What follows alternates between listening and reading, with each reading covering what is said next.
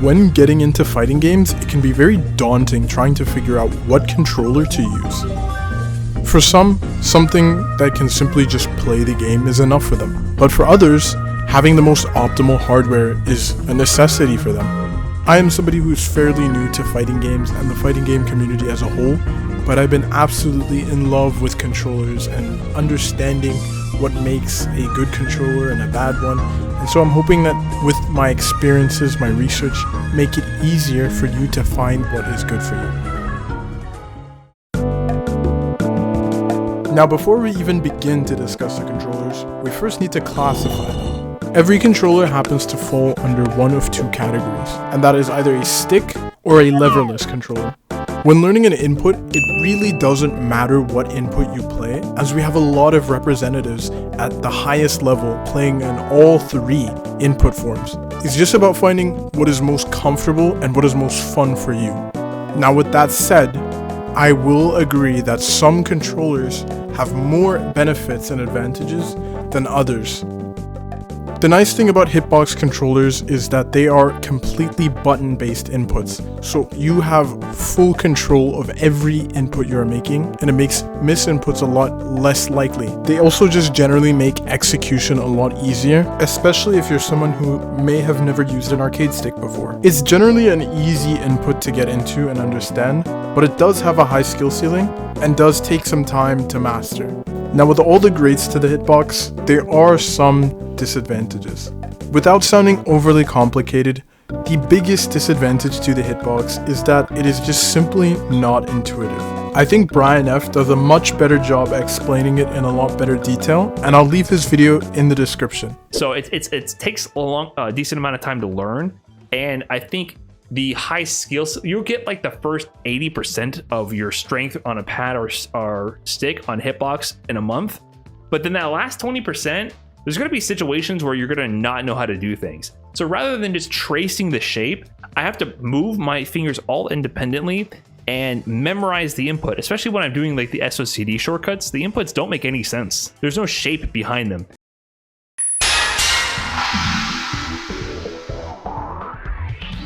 Arcade sticks are a very popular input device, coming down mainly to the fact that a lot of people grew up playing on arcade machines, as well as they just feel really cool to use.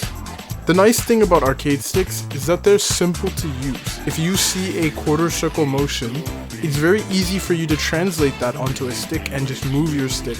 Now, the trade-off is getting used to and comfortable to an arcade stick can take a lot of time, especially avoiding things like misinputs in the heat of a moment. Arcade sticks unfortunately do suffer from the fact that they have a physical lever. Unlike digital input, there is travel time from when the stick has to return to neutral, meaning things like dashes are going to be relatively slower on an arcade stick compared to a pad. Now, is this a big issue? Not really, but to some players, small things like that might be a turnoff for them. I believe the arcade stick is generally a great controller for anyone to use, whether you are an avid fighting game player or not. Now, if you're somebody who's more competitive and prefers to have the most optimized tools as possible, then I'd still recommend getting a leverless controller. But to those willing to put the time, you can still be very competitive with an arcade stick.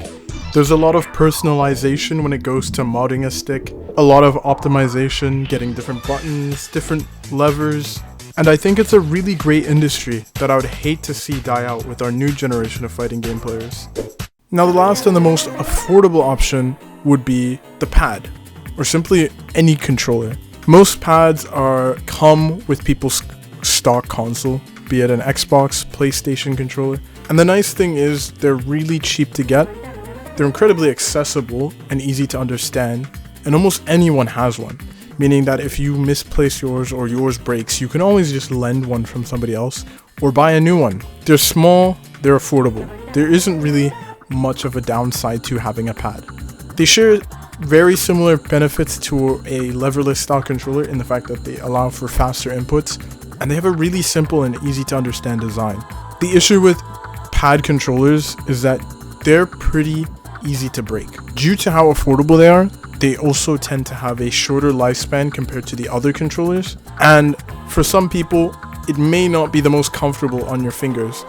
A smaller and very niche issue, which some people may not like, is that most controllers also have their own unique notation. For example, the Xbox has its A, X, Y, B, PlayStation has the shapes, and for some people, having these constantly changing notation and what is represented in game being different can be very frustrating and confusing. An easy solution to this would be to just learn the respective notation for whatever game it is that you're playing. For example, in Tekken, they use 1, 2, 3, and 4 to represent each limb, but if for some people, this may be an absolute deal breaker.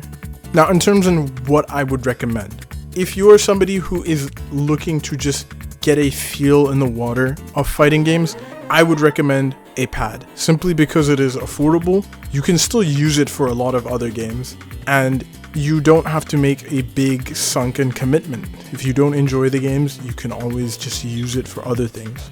If you're somebody that knows you like fighting games and you want something that will get the job done well, I would really recommend getting a leverless controller. These are simple and easy to understand, and they make getting into fighting games and execution in general feel a lot more approachable. Now, for anybody who already knows they're into fighting games and just wants to play on something that's fun, I would recommend then an arcade stick.